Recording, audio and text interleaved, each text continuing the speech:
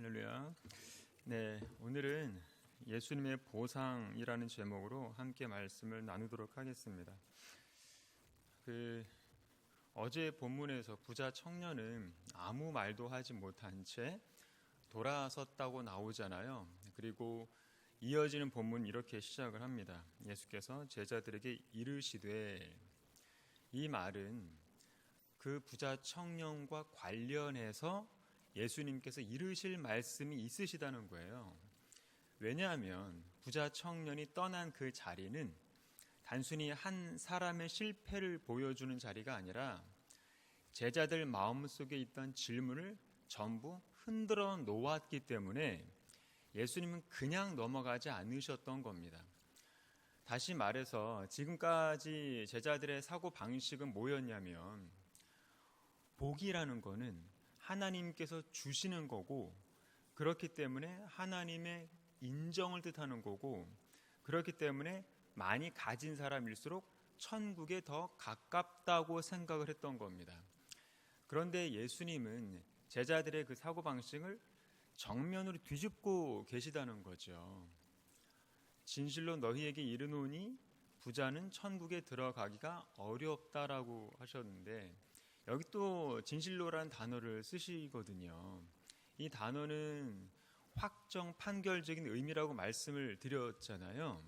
그렇기 때문에 부자들은 천국에 들어가기가 정말로 어렵다는 사실을 예수님께서 확정적으로 말씀을 하고 계시는 겁니다. 그래서 예수님의 이 말씀은 부자만을 위한 경고가 아니라 하나님의 나라를 이해타산으로 생각하고 있는 그 모든 사고방식을 깨부수는 그런 말씀인 거죠. 그렇게 하니까 이제 제자들이 충격을 받은 채로 질문을 하게 되잖아요. 그렇다면 누가 구원을 얻을 수 있습니까? 이 질문은 신학 질문이 아니라 존재 질문이거든요. 누가 구원을 얻을 수 있습니까? 나는 뭡니까? 나는 도대체 어떻게 구원을 얻을 수 있는 겁니까? 내가 붙들고 있었던 기준들은 다 틀린 겁니까? 이런 질문인 거예요. 그래서 오늘 본문은 제자들조차 이해하지 못하고 있는 그 천국의 논리를 다시 가르쳐 주고 계시는 장면인 거죠. 23절부터 보겠습니다. 예수께서 제자들에게 이르시되, 내가 진실로 너희에게 이르노니 부자는 천국에 들어가기가 어려우니라. 23절은 부자 청년의 퇴장 직후에 나온 거기 때문에 이 구절은 독립적인 격언이 아니라 방금 일어난 사건에 대한 직접적인 해석이라고 보시면 됩니다. 처음에 부자 청년이 그 윤리적인 교훈을 이제 듣고 싶어서 예수님 앞에 나왔을 때 예수님이 뭐라고 하셨죠? 내 소유를 다 팔아서 가난한 사람들에게 주고 나를 따르라, 이렇게 말씀을 하셨잖아요. 예수님은 부자 청년이 이런 말을 들으면 분명히 근심하고 마음에 상처 입을 것도 아셨지요. 그럼에도 이 부자 청년의 그 견고한 자의식을 깨부수는 말씀을 던지셨던 겁니다. 그리고는 결국 부자 청년은 이제 그 말씀을 듣고 돌아갔다고 나오잖아요.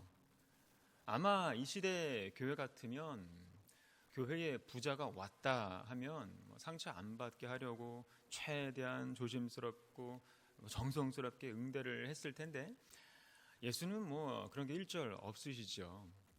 돌아가든 말든 두 번 다시 붙잡지 않으십니다. 그런 다음에 제자들에게 설명하시는 내용이 이제 23절인 거예요. 그런데 솔직히 23절에서 하신 경고의 말씀은 누가 들어야 맞습니까? 부자들이 들어야 되는 말씀인 거잖아요.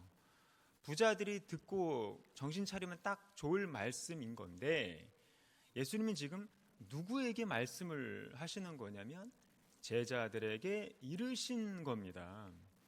다시 말해서 이 말씀은 예수를 따르는 사람들이 들어야 되는 말씀이기 때문에 오늘 본문은 세상의 그 부자들을 비판하기 위한 말씀이 아니라 제자 공동체를 경고하기 위한 말씀이라는 거지요.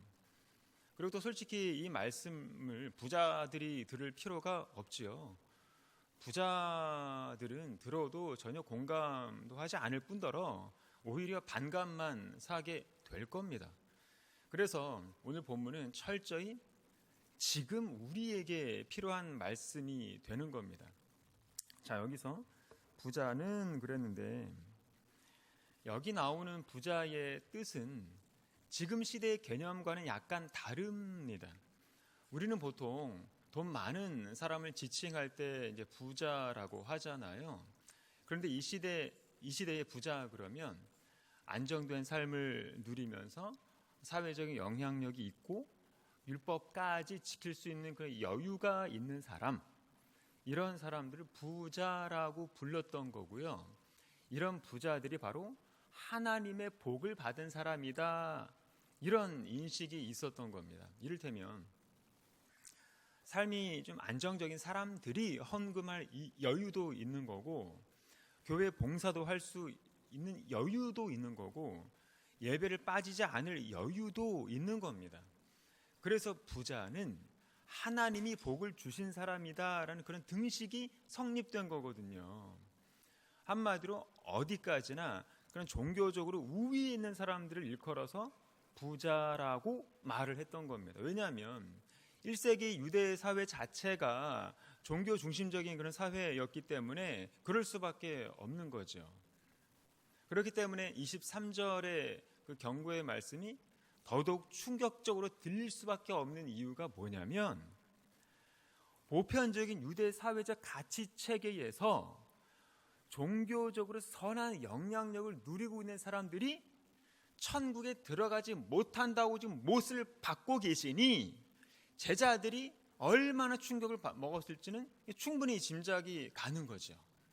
그러니까 23절의 말씀은 하나님의 복을 받았다고 확신하는 사람일수록, 그래서 당연히 천국에 들어갈 수 있다고 확신하는 사람들일수록 그 사람들 인식체계를 무너뜨리고 계시는 겁니다. 그 다음에 뒤에 어려움이라, 이 말은 나쁘다, 불편하다, 이런 뜻입니다. 쉽게 말해서 길이 험하고 통과하기가 쉽지 않다, 이런 뜻입니다. 여기서 중요한 사실은 불가능하다고 말씀하시지 않는다는 거예요. 들어가려고 하지만 방해가 존재한다는 겁니다. 들어가려고 애를 쓰고 엄청 성실하게 노력도 하지만 방해가 존재한다는 거예요. 그 방해가 뭘까요? 부자가 붙들고 있는 것들을 말하는 겁니다. 그래서 바울도 뭐라고 하냐면, 부하려 하는 자들은 시험과 올무와 여러 가지 어리석고 해로운 욕심에 떨어지나니 곧 사람으로 파멸과 멸망에 빠지게 하는 것이라 그랬거든요. 그래서 그런 것들이 천국에 들어가지 못하도록 방해를 하기 때문에 어렵다는 얘기인데, 왜냐하면 예수님이 말씀하신 천국이라는 뜻이 뭐냐면 하나님의 통치 질서를 말하는 거거든요. 천국은 죽어서 들어가는 어떤 장소적인 개념으로만 이해하시면 안 됩니다. 우리 기독교인들은 예수님이 말씀하시는 그 천국은 실질적인 하나님의 통치 질서가 있는 곳입니다. 그렇기 때문에 부자들은 천국에 들어가기가 어렵다, 이 말은 부자들이 가지고 있는 그러한 가치 체계, 그리고 사고 방식, 그리고 삶의 그런 방식으로는 천국의 그 질서와는 맞지 않다, 그래서 들어가기가 어렵다, 이런 뜻인 거죠. 그래서 마가복음 그 병행 본문을 보면 재물이 있는 자는 하나님의 나라에 들어가기가 어렵다, 이렇게 나오는데, 이 말은 재물에 대한 의존이 있는 자들은 하나님의 나라에 맞지 않다는 얘기입니다. 그리고 누가복음 병행 본문을 봐도 똑같이 부자라고 나오거든요. 그러니까 복음서 모두 공통적으로 강조하고 있는 게 뭐냐면, 부라는 것이 하나님에 대한 전적인 의존을 방해하기 때문에 하나님의 통치를 거부하게 된다는 얘기인 겁니다.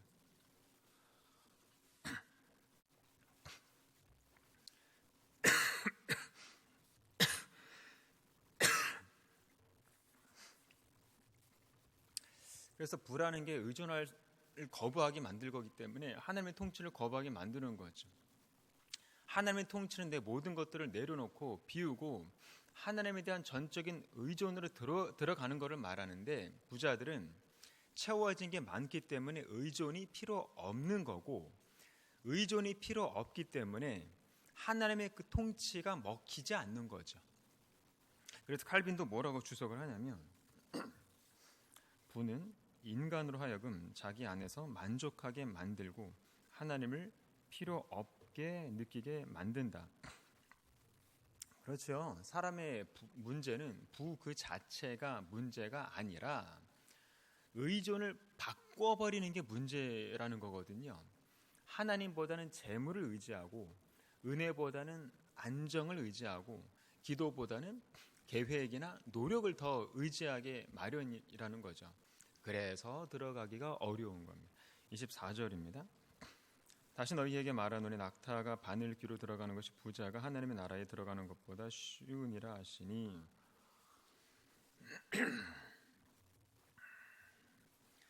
다시 너희에게 말하노니 의도적인 반복이죠.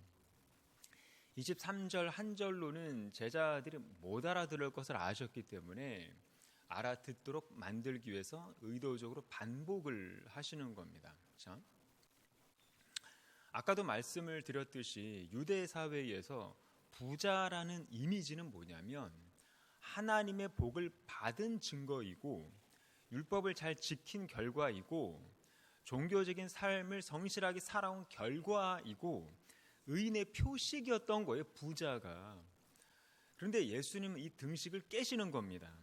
그 이유는 부는 인간에게 가짜 구원자가 될 수 있기 때문에 그렇거든요. 왜냐하면 부자는 하나님께 기대지 않아도 살 수가 있고, 굳이 기도하지 않아도 문제를 해결할 수가 있고, 은혜가 없어도 안정적으로 살 수 있는 존재잖아요. 한마디로 부자는 하나님 나라의 그 전제 조건이라고 할 수 있는 그 의존과는 정반대 위치에 서 있다고 할 수가 있는 거죠. 이 부자를 지금 뭐로 비유를 하고 있냐면 낙타로 비유를 하고 있는데, 낙타는 그 당시 팔레스타인에서는 가장 큰 짐승을 말하고요. 그 당시 그런 그 상업, 운송의 대부분을 다 낙타로 이루어졌기 때문에 낙타는 부의 상징이었던 겁니다. 그래서 예수님은 일부러 낙타 이미지를 이렇게 사용을 하셨던 거예요. 가장 부유한 동물이면서 또 가장 큰 것을 상징하기 위해서 낙타라고 하는 그런 그 물리적으로 불가능한 대상을 이제 가져왔던 거죠. 자, 낙타가 바늘귀로 들어가는 것이 부자가 하나님 나라에 들어가는 것보다 쉽다. 이거는 상식적으로 말이 안 되잖아요. 한마디로 불가능을 선언하시는 겁니다. 이 문장 안에 그 내포된 의미는 뭐냐면, 부자의 소유 논리는 하나님 나라에서의 통치 질서와 정면 충돌하기 때문에 못 들어간다는 겁니다. 여기서 핵심은 뭐냐면 조금 어렵다도 아니고 조건을 맞추면 가능하다도 아니에요. 그러니까 인간 쪽에서의 가능성이 그 어떤 생각 자체를 아예 차단하기 위한 비유라는 거죠. 인간 편에서 접근할 수 있는 그 모든 길을 완전히 막아버리는 건데, 그 이유는 다음 구절을 위해서인 거예요. 한마디로 26절을 주시기 위한 사전 장치가 24절인 셈인 거죠. 자, 그러면 예수님은 왜 이렇게까지 심하게 말씀을 하셨을까요? 왜냐하면 구원은 감당의 문제가 아니기 때문에 그렇습니다.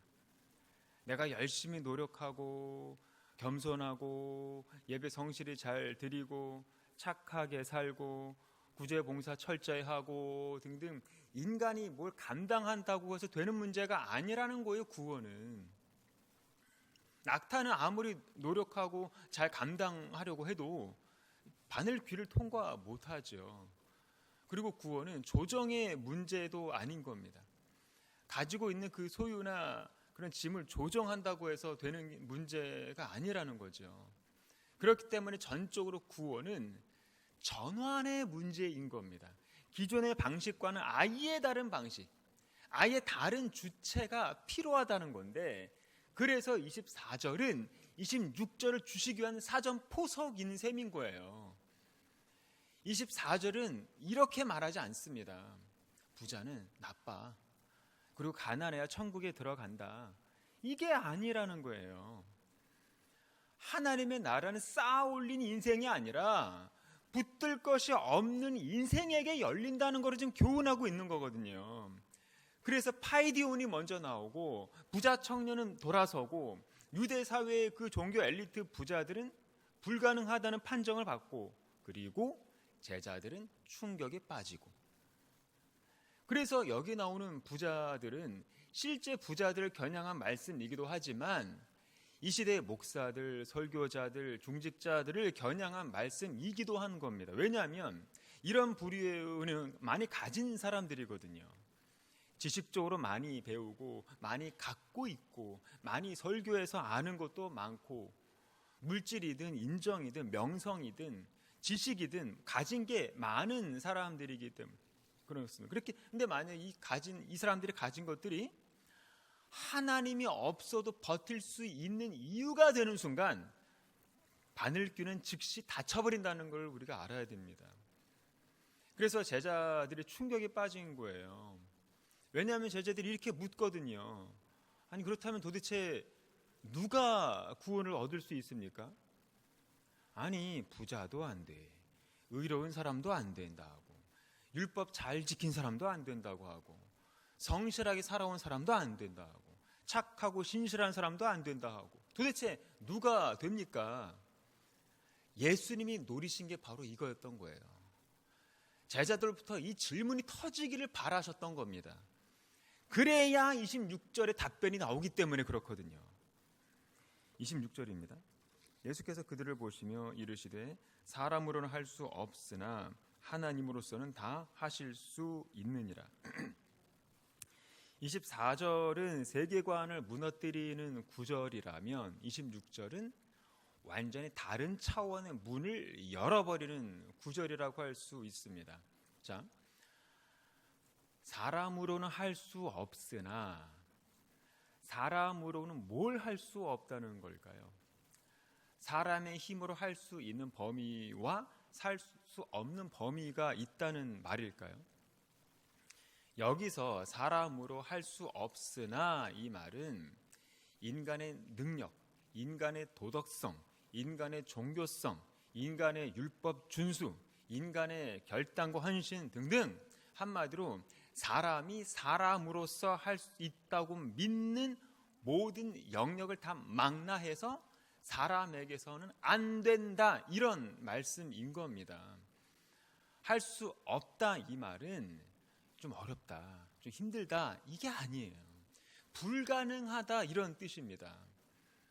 그래서 사람으로는 할 수 없으나 이 말은 사람의 구조적으로도 불가능하고 인간 존재론적으로도 불가능하다는 것을 말하는 겁니다. 쉽게 말해서 사람이 게으르기 때문에 안 돼, 이게 아니라 사람이 사람이기 때문에 안 된다라는 말씀인 거예요. 그렇기 때문에 사람으로는 할 수 없으나 이 구절은 인간의 모든 자존심을 꺾어버리고 종교적인 그런 모든 성취를 다 무력화시키고 인간의 그런 자기 확신, 자기 성취까지 다 완전히 해체시켜버리는 그런 말씀인 겁니다. 사람은 안 돼. 그 다음에 하나님으로서는 다 하실 수 있느니라 그랬는데 주어가 바뀌고 있죠. 그러니까 사람에게서 하나님으로, 사람의 행위에서 하나님의 역사로, 사람의 성취에서 하나님의 은혜로 이 주어가 이동하는 것을 보여주는 겁니다. 하나님으로서는 이 말은 원어로 보면 특이하게 하나님이 옆에 계시면 이런 공간 개념으로 나옵니다. 다시 말해서 구원은 인간의 노력으로 도달해야 되는 그런 영역이 아니라, 인간이 하나님께 올라가는 게 아니라 하나님께서 인간의 공간 옆으로 내려오시는 사건을 말하는 겁니다. 하나님이 인간 옆으로 오시는 거는 인간의 주권으로는 불가능하죠. 오로지 하나님의 주권으로만 가능하기 때문에 인간은 철저히 수동적인 존재로 묶여지게 되는 거예요. 그래서 사람으로는 할 수 없지만 하나님으로서는 다 하실 수 있는 거죠. 자, 그런데 하나님으로서는 다 하실 수 있느니라, 이 말씀을 또 이렇게 오해를 하시면 안 되는 게, 하나님은 모두 다 응답해 주신다, 이렇게 전능의 개념으로 이해를 하면 안 됩니다. 이 구절은 사람이 절대로 해결을 못하는 구원의 문제를 하나님 다 하실 수 있다, 이런 뜻인 겁니다. 그래서 26절이 없으면 19장 전체는 윤리 종교로 바뀌는 거고요. 26절이 있어야 부자도, 제자들도, 그리고 우리도 구원받을 길이 열리게 되는 겁니다. 그래서 26절은 뭘 교훈하고 있냐면, 구원은 인간의 최선과는 아무런 상관이 없는 오로지 하나님의 개입이라는 사실을 다시 강조하고 있는 거죠. 27절입니다. 이에 베드로가 대답하여 이르되 보소서, 우리가 모든 것을 버리고 주를 따라 싸운데 그런즉 우리가 무엇을 얻으리까? 자, 26절에서 예수님은 하나님의 은혜를 열어주고 계신단 말이에요. 그런데도 제자들의 사고 체계가 아직도 얼마나 세속적인지를 드러내고 있는 겁니다. 본문이 27절에서 베드로의 질문이 왜 위험하냐면, 26절에서 말씀하신 복음을 거래적인 언어로 바꾸어버리고 있다는 거예요. 26절에서 사람으로는 할 수 없으나 하나님으로서는 다 하실 수 있느니라, 이 말씀의 핵심은 구원은 하나님이 하신다, 그리고 인간의 포기는 조건이 아니라 은혜의 출발점이다 라는 거거든요. 그런데 베드로는 예수님의 이 말씀을 이렇게 받는 거예요. 그렇다면 우리는 다 버렸으니 이미 조건을 다 충족한 사람들 아니니까, 이 말은 지금 자기들의 희생과 포기를 자산의 개념으로 계산하기 시작한 거예요. 여기 보면 우리는 버렸다는 거잖아요. 그 사람과 우리를 나누고 있는 거예요. 자기들의 헌신을 비교 기준으로 삼고 있는 거죠. 비교를 하고 있다는 얘기는 결국은 그 사람이나 우리들이나 똑같은 인간이라는 걸 스스로 증명하고 있는 셈인 거예요. 그리고 여기 보면 우리가 모든 것을 버리고, 이 말은 사실 다 맞는 말이지요. 배도 버렸고 그물도 버렸고 생업, 가족 다 버렸죠. 전부 사실이에요. 문제는 베드로의 신앙이 사실이기 때문에 더 위험한 겁니다. 성경은 사실이냐 아니냐를 보는 게 아니라 그 사실을 어디에 쓰고 있느냐를 더 중요하게 본다는 거예요. 베드로의 간증? 뭐 다 사실이죠. 그런데 그 사실들을 감사의 이유로 쓰고 있는 게 아니라 청구서의 개념으로 좀 꺼내고 있기 때문에 베드로의 신앙이 위험한 겁니다. 모든 것을 버리고 주를 따랐습니다. 네, 그런즉 우리가 무엇을 얻으리까? 이 말의 진짜 속내는 뭘까요? 우리가 이 모든 것을 버린 이 헌신은 얼마짜리입니까? 이거잖아요. 철저히 인정과 보상의 초점에 맞춰져 있는 거예요, 신앙생활이. 그래서 칼빈도 뭐라고 주석을 하냐면, 성도는 은혜로 부름 받았어도 여전히 보상 계산의 유혹에서 완전히 자유롭지 않다. 하나님은 헌신을 잊지 않으신다. 그러나 헌신이 청구서가 되면 복음이 훼손된다. 그렇죠. 지금도 이 시대의 교회 안에서 얼마나 많은 정신나간 비교들을 지금 하고 있는지 모릅니다.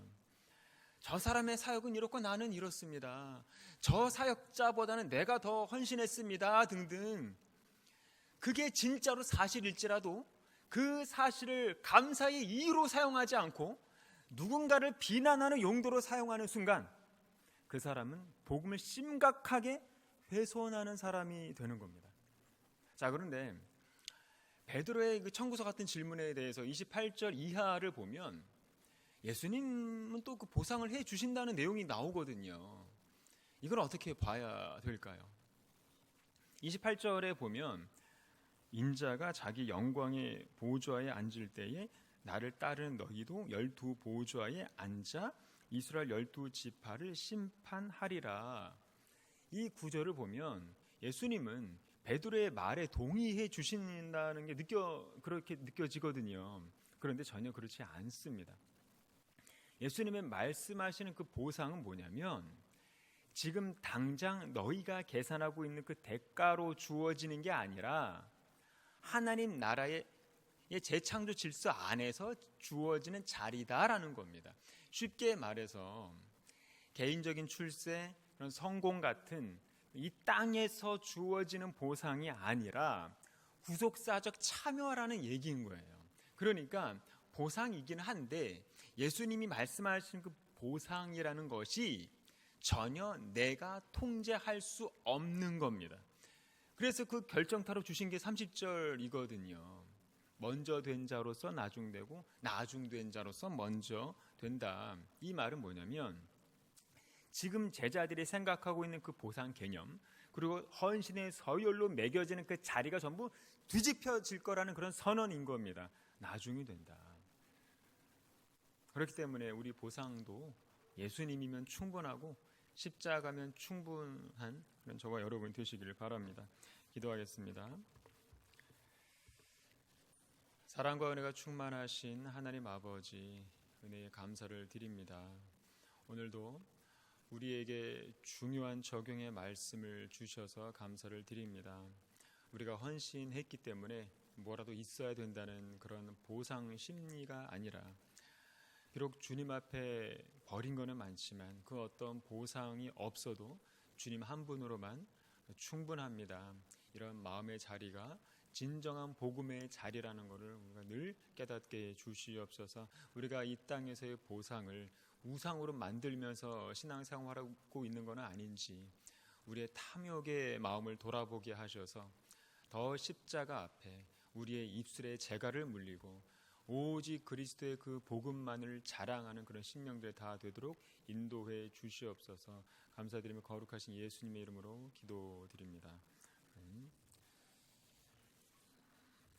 시간 말씀을 생각하면서 기도하시고요. 나라와 민족을 위해서, 교회를 위해서, 그리고 개인적인 기도의 제목들 가지고 기도하시고 자유롭게 마무리하시길 바랍니다.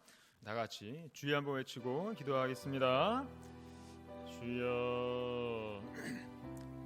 사랑과 은혜가 충만하신 하나님 아버지, 주님만을 찬양합니다. 하나님, 우리가 가진 것이 주님을 대신하는 안전망이 되지 않게 하시고 어린아이처럼 의존하면서 들어가는 그런 천국을 끝까지 붙들게 주시옵소서.